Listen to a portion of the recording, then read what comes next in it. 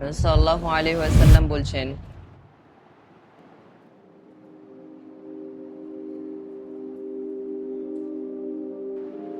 আল্লাহু আকবার।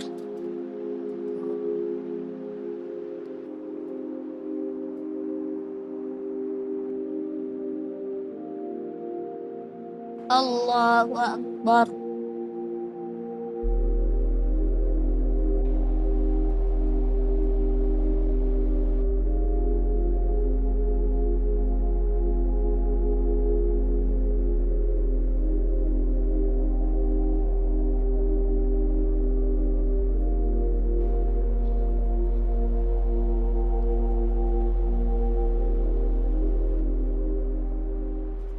ভাইরা শুনুন, সিজদায় পায়ের আঙ্গুলি কিবলামুখী করে দুই পা মিলিয়ে রাখতে হয়।